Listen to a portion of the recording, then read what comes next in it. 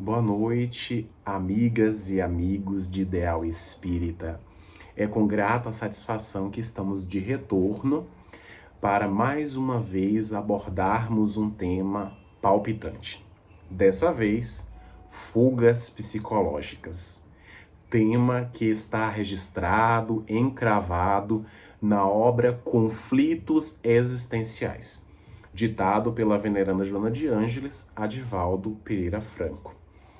Tema este muito importante, como veremos, para as nossas reflexões dentro desse contexto mais contemporâneo. Dito isso, que o Senhor seja conosco, clarifique as nossas consciências e que seu amor seja abundante em nossos corações hoje e sempre. Mas antes de qualquer consideração, vamos orar. Divino Mestre Jesus, luz imperecível do universo, agradecemos o concurso da tua generosidade a nosso favor, promovendo tantas benesses, tantos benefícios, e nós, em nossa incúria e imprevidência, costumamos desperdiçar os talentos que a divindade nos confere a cada instante. Desta forma, pedimos a Ti, Senhor, que nos conceda discernimento, sabedoria, para que possamos utilizar destes recursos divinos da melhor maneira possível, a fim de que consigamos nos aperfeiçoar em espírito e verdade, transformando a realidade em que vivemos a cada dia. Permita-nos o contato com as entidades venerandas, com os bons espíritos, os teus emissários, para que desta forma avancemos sob o teu amparo. Sê conosco, Jesus, envolve-nos em tua luz, em tua proteção, hoje e sempre. Que assim seja. Como já foi dito, o tema desta noite então é fugas psicológicas.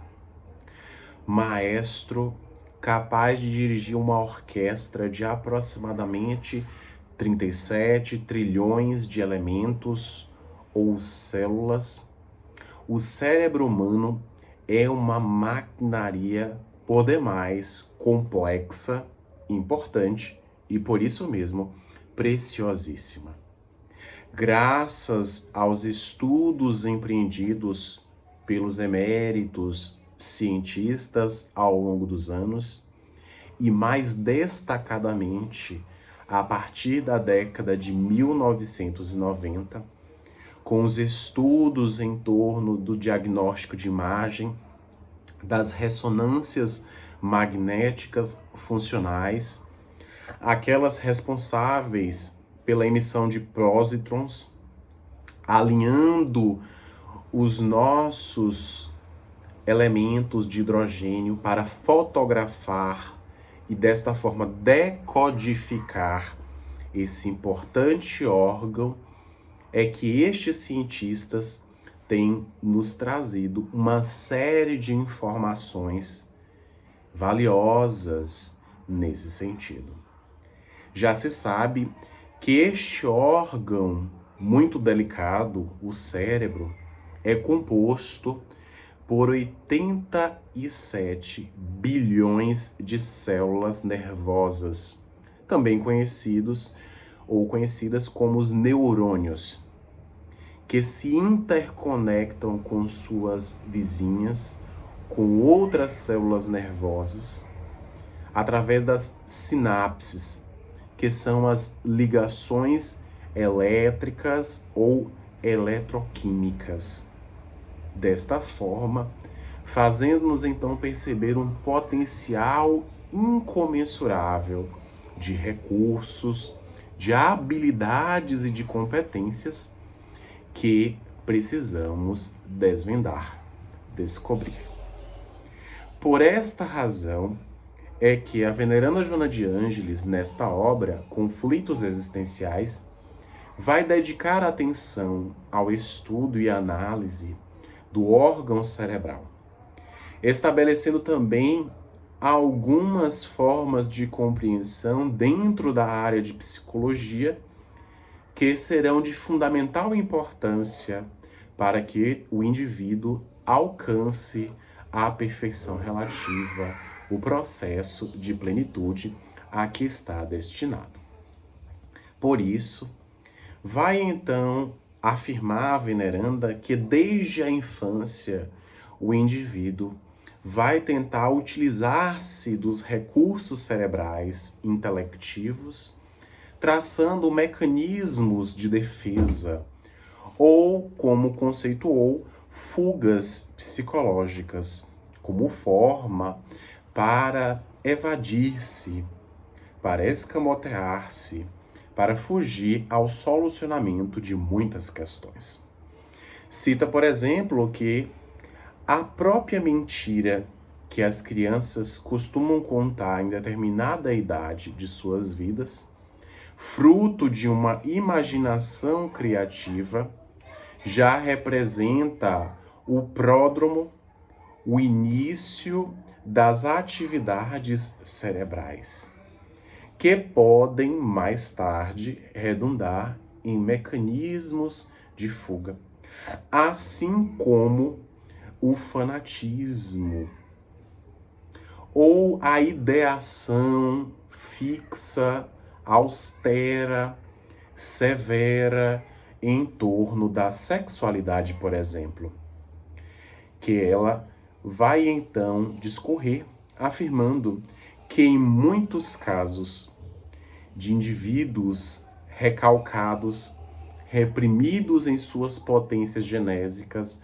e sexuais, que em muitas destas situações os indivíduos que padecem esses recalques utilizam-se de uma postura, então, aparentemente puritana, ingênua e, é claro, não menos castradora, proibitiva, trazendo, portanto, a gênese de muitos desconfortos e insatisfações na vida de relação. Tudo isso porque, de acordo com a veneranda Joana de Ângeles, o ego, essa instância psíquica capaz de promover, se bem utilizada, o saneamento de nossa mente, o filtro de nossas percepções diante da realidade, a exposição clara de conteúdos, que este mesmo ego, desestruturado, inflado, tentará, de alguma sorte, não enfrentar aquilo que lhe seja apresentado pelo self, por esse arquétipo tão importante da psique humana, que representa o encontro consigo mesmo.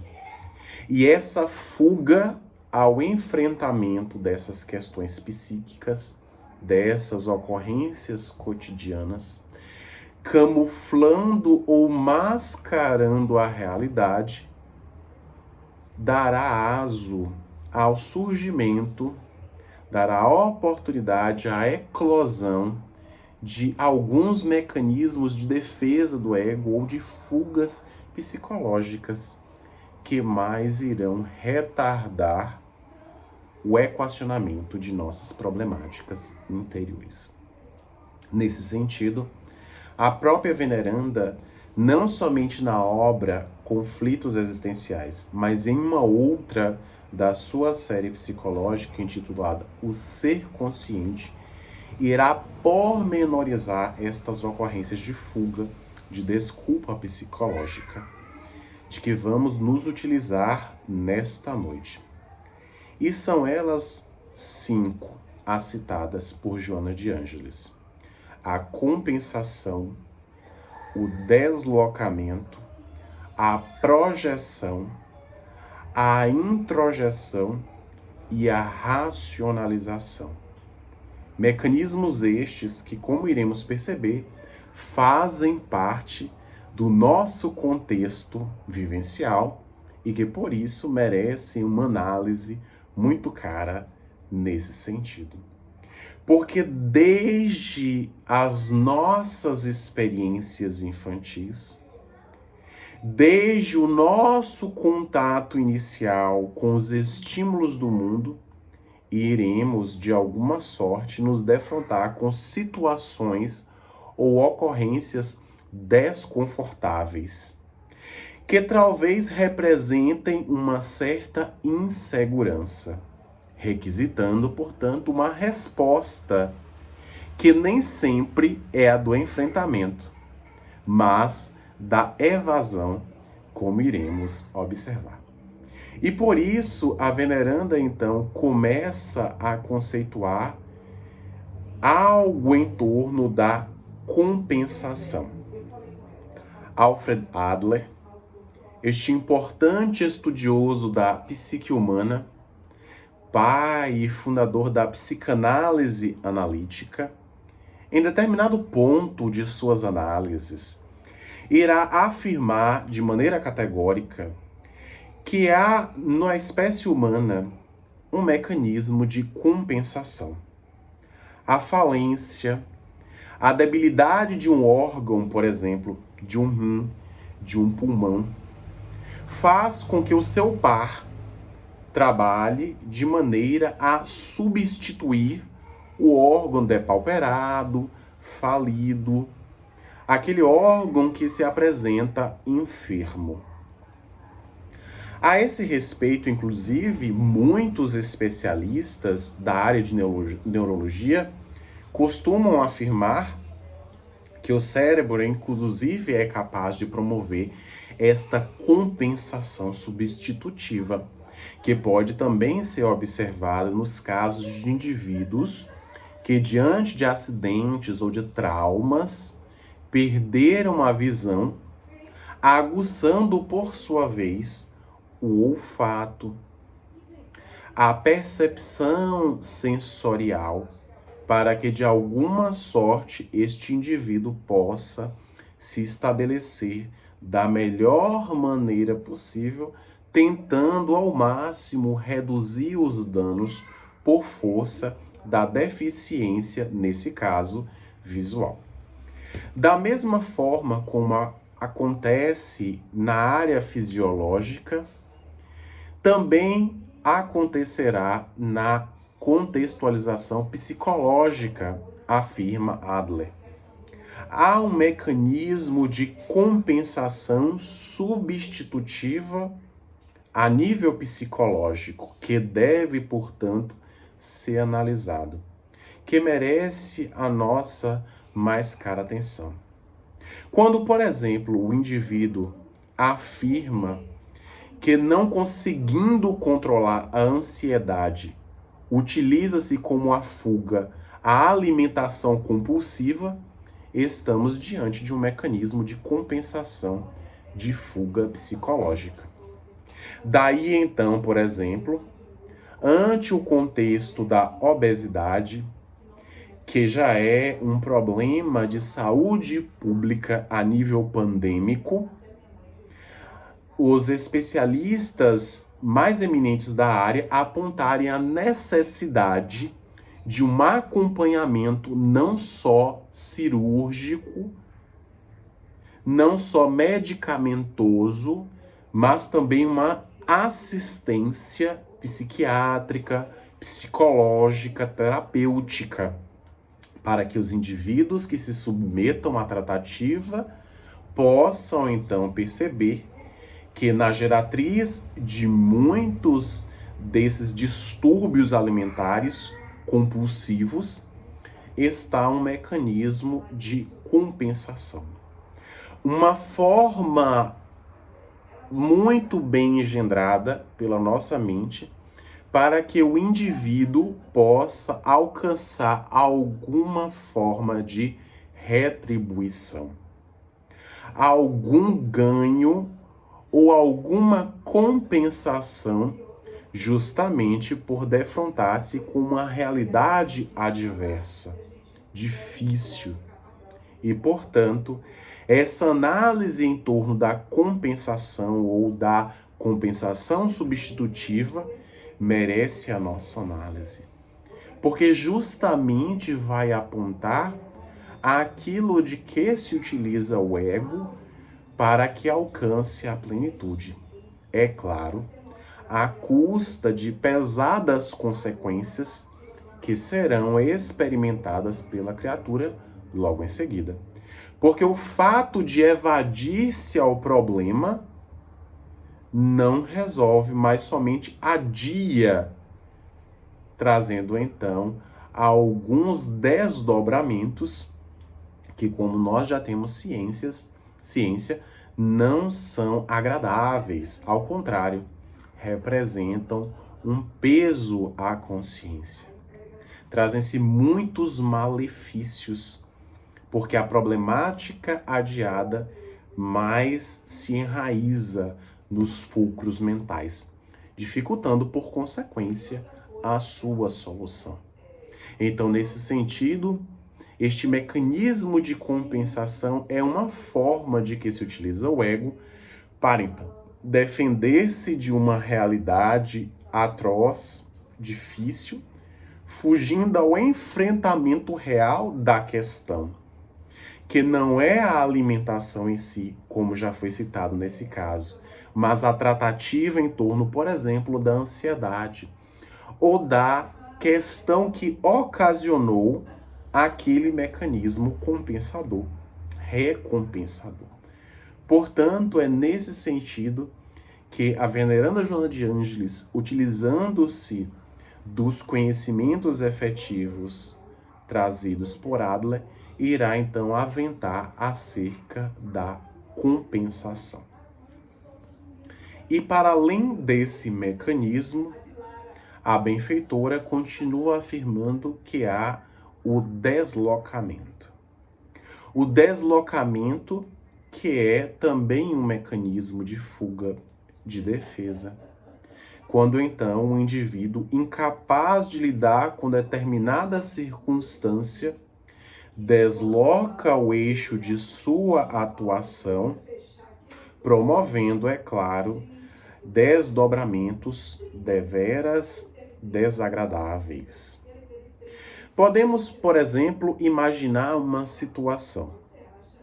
Estando diante de um chefe que pressiona o indivíduo incapaz de refutar, de rebater as questões que lhe são apresentadas com argumentos sólidos, vai então alimentando e, é claro, comprimindo a raiva, a ira, fruto desta emoção básica diante dessa ocorrência mais difícil, mais adversa.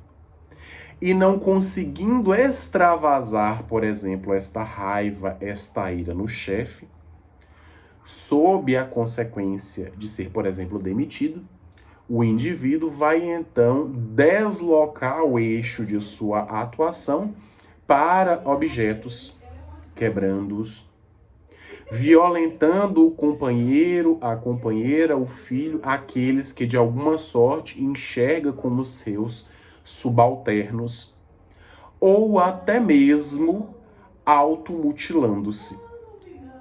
Ou seja, incapaz de lidar com estas emoções básicas, com estas ocorrências que nos são naturais, que fazem parte da manutenção da vida, porque radicadas no instinto de conservação, o indivíduo então desloca esta energia que anteriormente foi comprimida, extravasando-a de maneira bastante desordenada, promovendo então malefícios não só para si, mas também para os demais, porque de alguma sorte vai então dificultar a vida de relação, fazer com que esse indivíduo mais tarde perceba que a violência infligida a outrem ou a si mesmo, aplicada sobre o próximo ou sobre si mesmo. Que quebrar objetos, trazendo uma aparente satisfação, mais tarde traz consigo a lembrança da ocorrência, o arrependimento, o remorso e, consequentemente, a percepção de que toda aquela ocorrência fora em vão, porque não conseguira erradicá-la, não conseguira solucioná-la em seu contexto íntimo.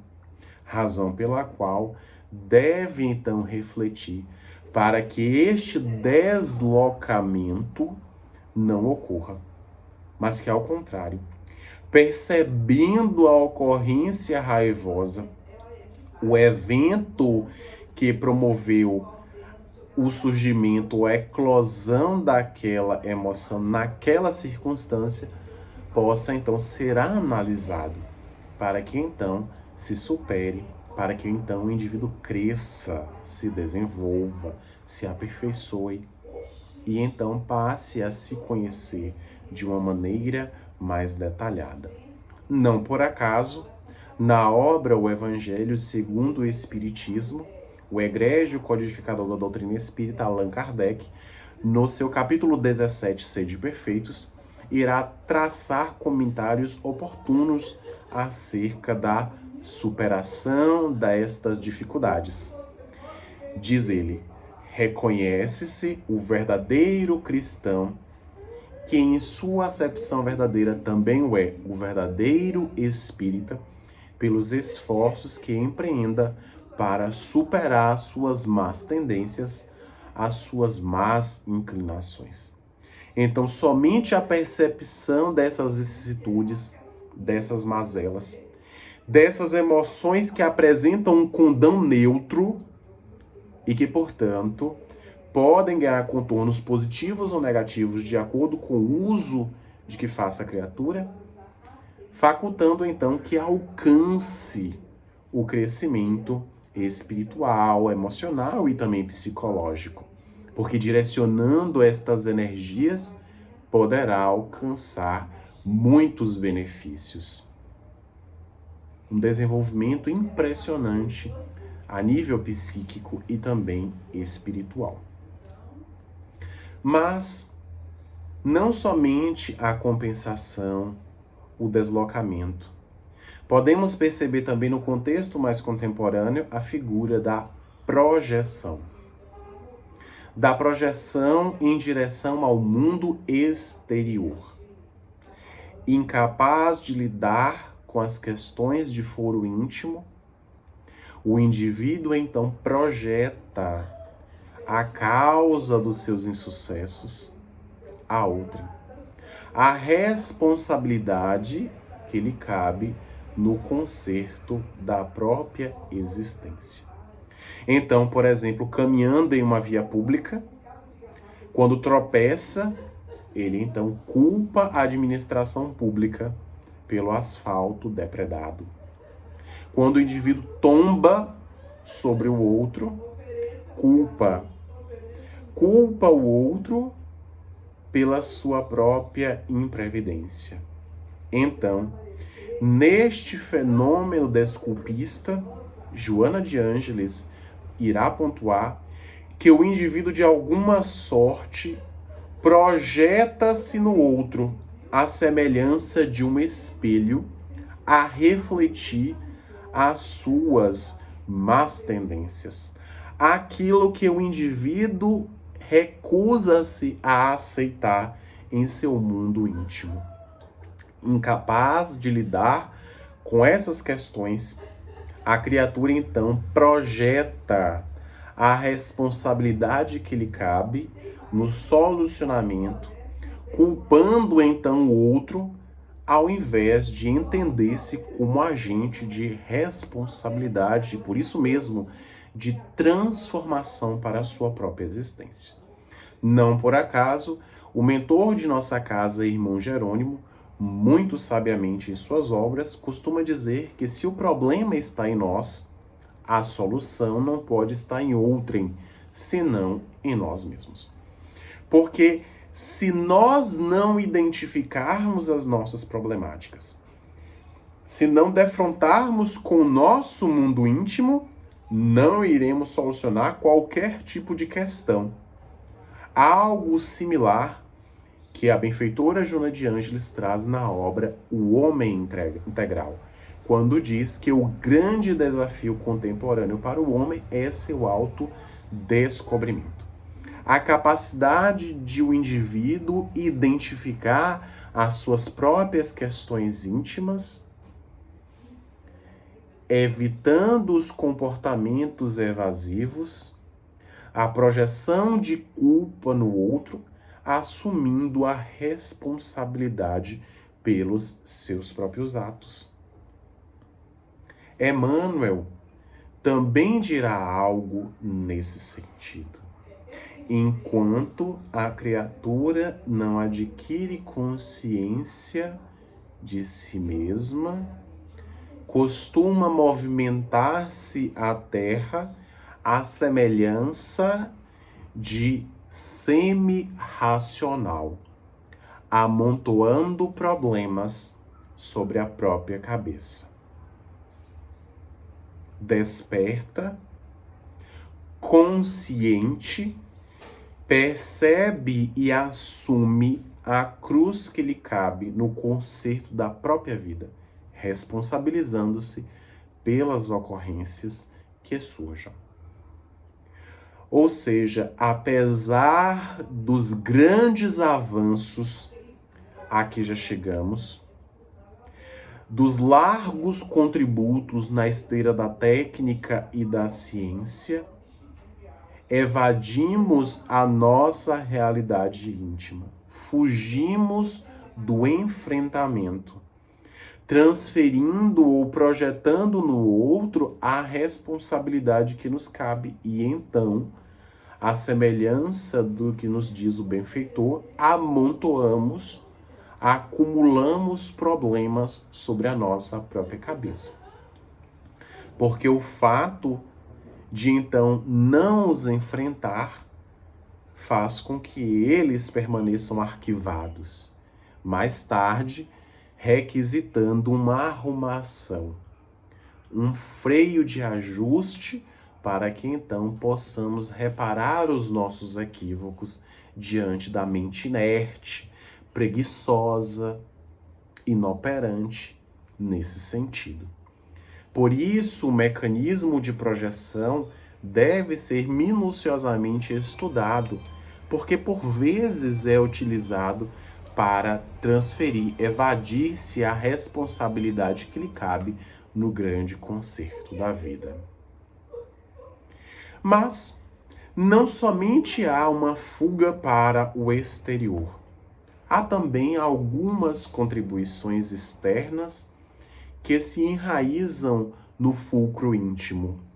E por isso, a benfeitora irá então asseverar algo acerca da introjeção, fenômeno de fuga ou de defesa psicológica que também pode ser facilmente observado no contexto mais contemporâneo, principalmente quando nós analisamos o fenômeno das redes sociais.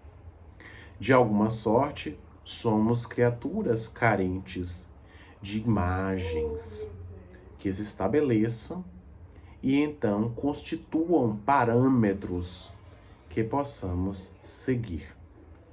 E então essas imagens, difundidos nas redes sociais, nas películas cinematográficas, nas séries, quer seja na figura de heróis, de vilões, ou até mesmo de indivíduos comuns, de alguma sorte, podem então contribuir para que a criatura introjete atitudes, hábitos, cristalizando novos comportamentos.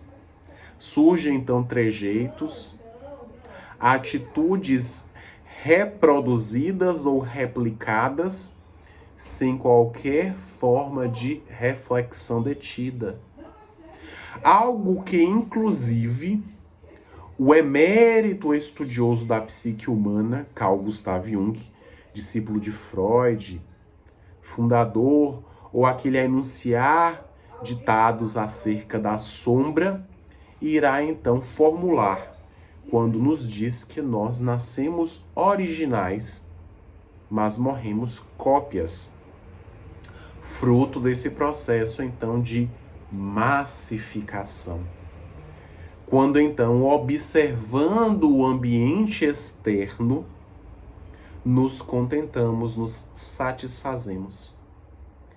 Adotamos hábitos, costumes, trejeitos, que de alguma sorte tenderão a fazer com que o indivíduo imagine amenizar contextos de vida muito difíceis. E, portanto, introjetando esses hábitos, essas atitudes, o indivíduo vai então modificar-se no mundo de relação, violentando-se de alguma sorte, porque não irá refletir acerca daquele contexto que por vezes é fantasioso, ilusório, que se afasta completamente da realidade em que está vivendo. Da necessidade do entendimento de que muitas destas figuras, na verdade, compõem contextos que nem sempre constituem um mecanismo que se observe na vida de relação.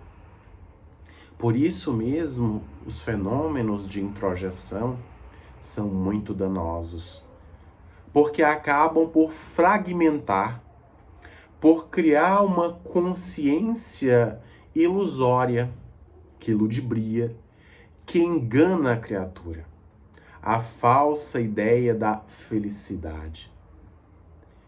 Costumamos nos defrontar com imagens de indivíduos extremamente sorridentes, mas nos esquecemos que por vezes essas imagens são pinçadas, selecionadas, e que todo aquele que sorri um dia chorou ou vai chorar. Porque nenhum de nós está isento das ocorrências difíceis. Vamos enfrentá-las. E este enfrentamento irá então trazer contornos muito importantes, porque vai nos permitir o amadurecimento emocional, psicológico, a que todos nós estamos destinados. E então, desta forma, é que devemos encarar muitas dessas figuras que surgem aqui e ali, facultando que identifiquemos a nossa própria essência. A importância de sermos autênticos. Porque, como diz Joana de Ângeles, quando nós introjetamos determinados valores fugidios, superficiais, contextos ilusórios, nos tornamos indivíduos inautênticos, massificados, replicados sem qualquer tipo de análise que passa ou que possa nos fazer perceber a importância de ser e de se aceitar tal como se é, desenvolvendo as suas habilidades peculiares. Todos nós detemos talentos, virtudes. E são essas diferentes virtudes, carismas e talentos que justamente irão contribuir para enriquecer o caldo de cultura no qual todos nós estamos mergulhados. Daí, portanto, a necessidade de refletirmos em torno da introjeção. E então finaliza a benfeitora traçando considerações acerca do mecanismo de racionalização. Segundo ela, este é o mecanismo de fuga mais perigoso. É a defesa mais prejudicial que o ego pode fazer ou promover, dificultando então a marcha de progresso ou de avanço do nosso espírito, do ser que somos. Porque a racionalização, de alguma sorte, constitui uma fascinação, um mecanismo arduamente projetado para que a criatura possa, então, justificar prerrogativas injustificáveis. E, é claro, prejudicando-se.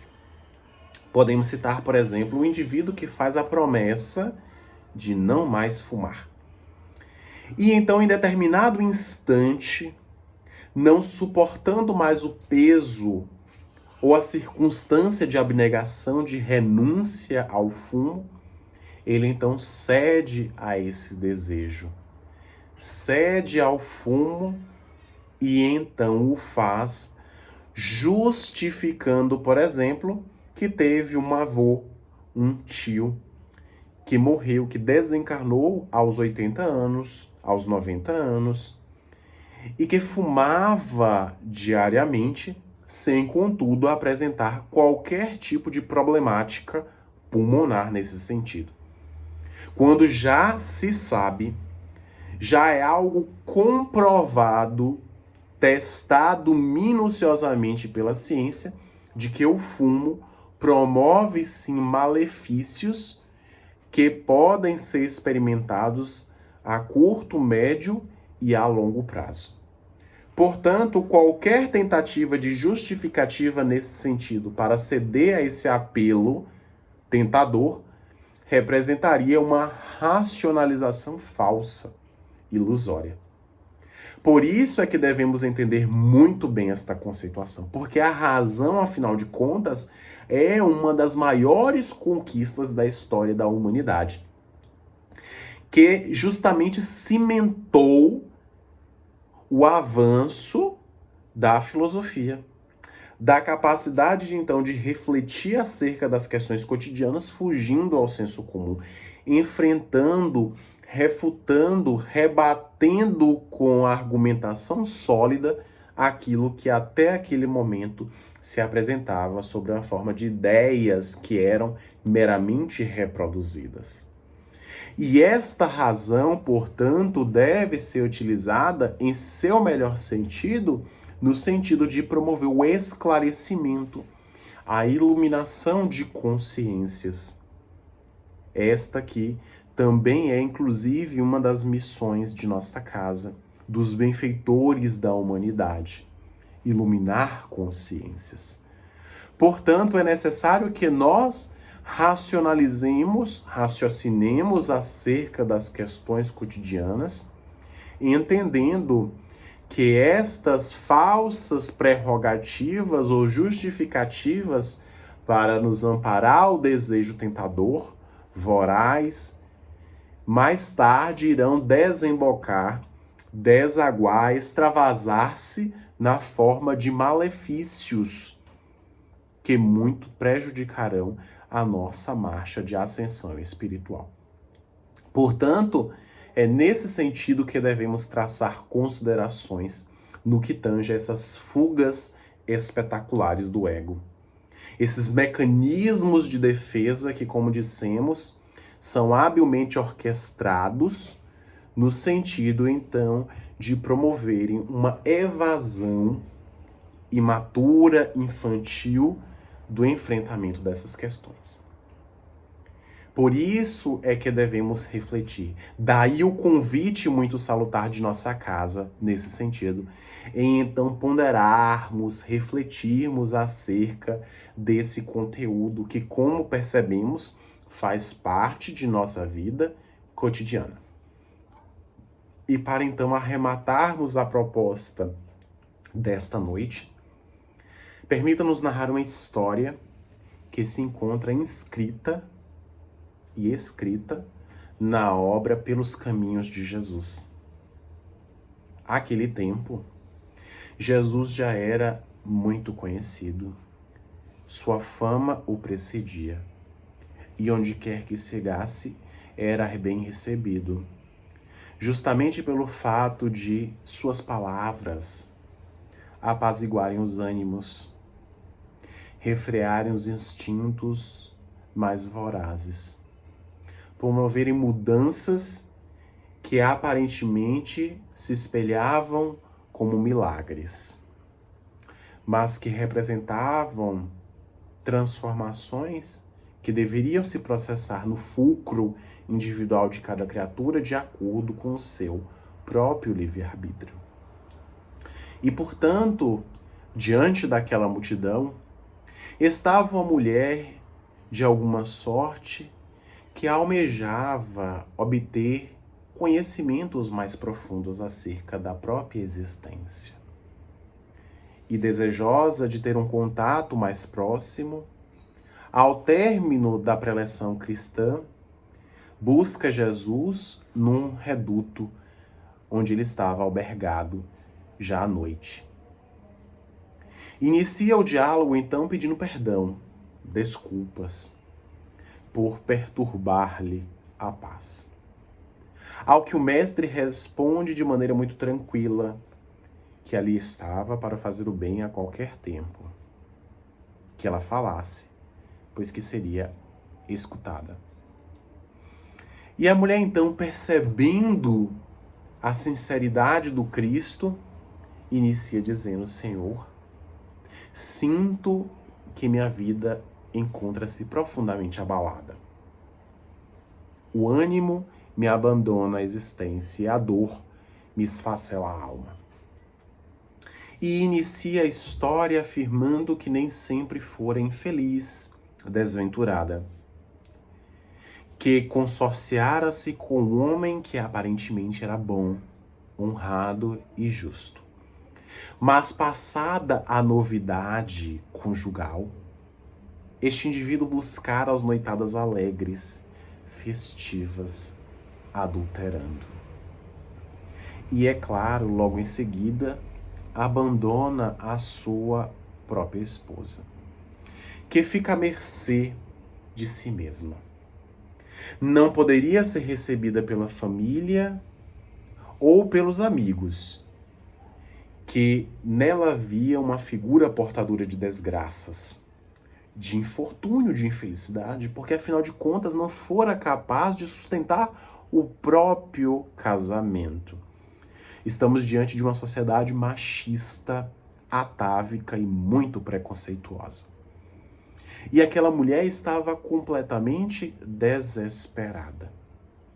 E diante dessa circunstância, que fazer? Indagava-lhe.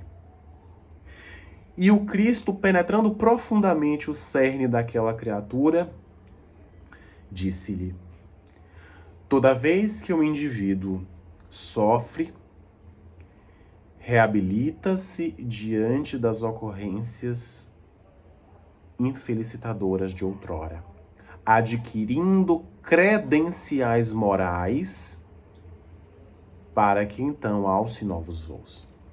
Toda forma de sofrimento que não seja voluntário há de promover, há de justamente fazer com que o indivíduo então possa crescer, evoluir. Que ela não deveria se sentir solitária, sozinha.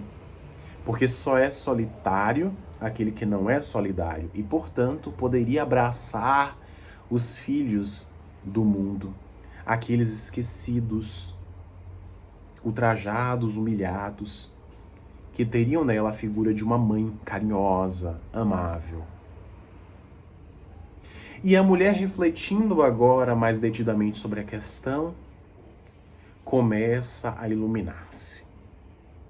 Mas continua em indagação. Mas, Senhor, de alguma sorte desejo mais compreender. Não fui somente aquela que sofrera com adultério, pois que também adulterei. Percebi a aproximação de amigos, que em verdade, tão logo apresentasse a oportunidade, desvelavam as suas reais intenções. E certa vez percebi a tentação rondar, aproximar-se, cedendo aos apelos. E nessa circunstância, que fazer, como proceder? É possível superar esse apelo tentador? E o Cristo redarguiu dizendo que não permitisse jamais que a fagulha da ilusão caísse no combustível da fantasia, porquanto as consequências da ira divina poderiam ser devastadoras. Que o fato de o marido incorrer em uma culpa, em um equívoco, não dá legitimidade para que a criatura também se equivoque, fazendo com que ela então perceba que o equívoco do outro não pode macular o próprio espírito, não pode nos violentar sem que nós o permitamos. E agir de maneira similar é equiparar-se em erro, em ocorrência reprochável, lamentável. Mas, Senhor, e quanto a ele? Sinto que o seu abandono causa em mim mágoa, rancor, ressentimento. E nesse sentido, mestre, como proceder? E Jesus, então, observando o zimbório celeste, o céu, todo ele encharcado de estrelas, disse-lhe: e quem observe hoje, Selene, a lua, acreditaria que ela está moribunda, enferma. Há somente um fiapo, mas na próxima quadra, na próxima semana, ela irá derramar sua luz argêntea, prateada, sobre todo o deserto, embelezando e embevecendo os viajores. Assim também devemos proceder em nossas vidas, permitindo que sejamos banhados pela luz divina, para que se dissolvam as mágoas, os desentendimentos e, consequentemente, permitamos, à semelhança de um espelho, refletir o potencial divino em nós. E daquele diálogo a mulher sairá completamente transformada. E quem quer que a observasse dia a dia poderia perceber o esforço que ela desprendia e as pegadas que deixavam, luminosas, à semelhança de um anjo de fé. Assim também em nossas vidas, desenvolver os potenciais da confiança, da segurança, o entendimento da relevância em torno do autodescobrimento, para justamente enfrentarmos as ocorrências difíceis, equacionando as nossas próprias problemáticas, para que esses mecanismos de fuga psicológica, de evasão egóica, não mais atestem a nossa condição de imaturidade emocional e psicológica, mas tão somente tragam consigo a lição imperecível de que a cada dia podemos nos melhorar, porque o mundo, sob a ótica teológica, à luz da psicologia profunda, é um educandário para o desenvolvimento dos recursos espirituais do ser em trânsito para o reino dos céus.